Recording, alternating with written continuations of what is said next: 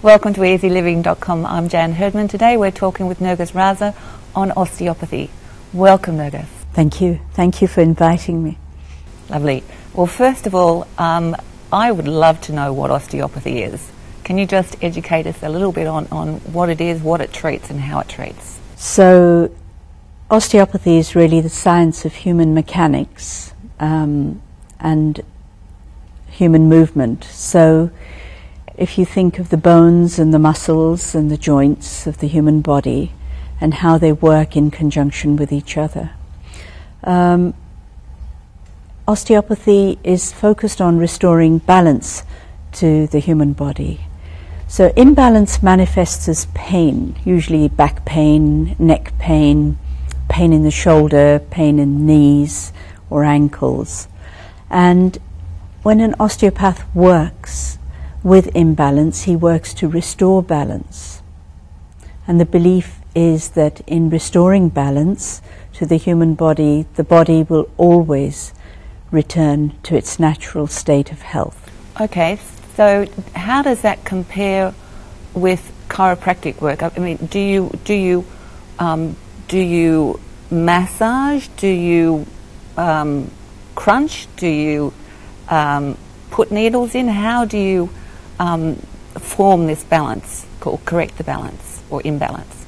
So an osteopath will use a number of techniques: massage, what you call crunching, we call manipulation, traction, passive mobilizations, anything that is required to deal with the problem at hand.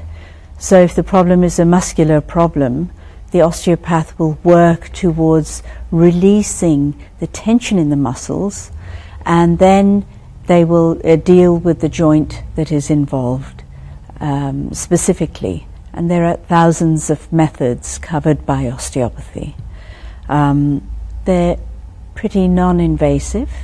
There's no medicine used, no needles used, just massage, the osteopath's hands, and a plinth on which the patient is lying.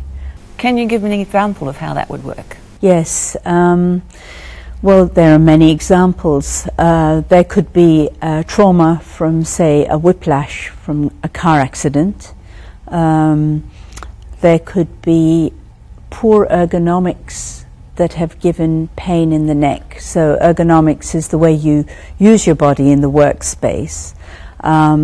So, for example, a telephone receptionist holding the telephone between her ear and shoulder for hours in the day will develop a crick in her neck, shortened muscles, and pain in her neck. And that could in turn give her headaches.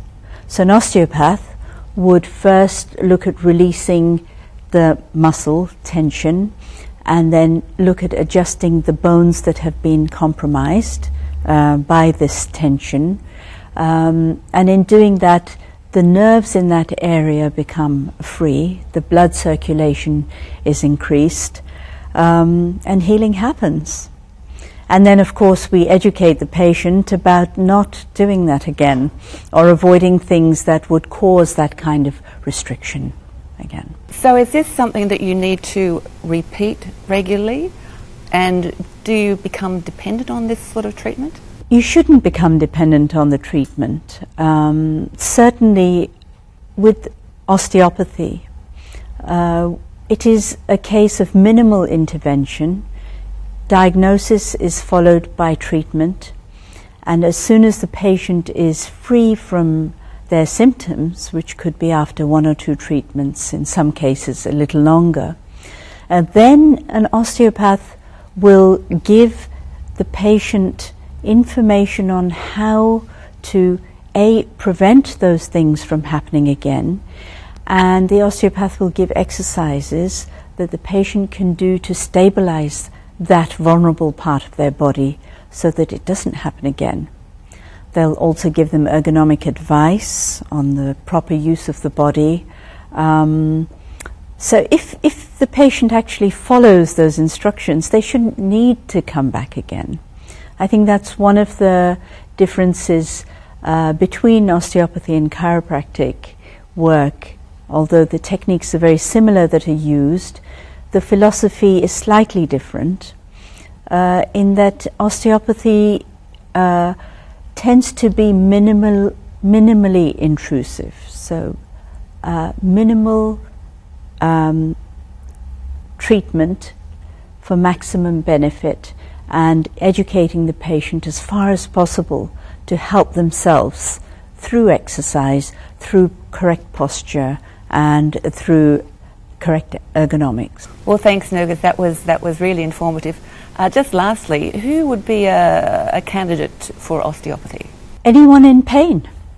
There'd be no need to come if you weren't in pain.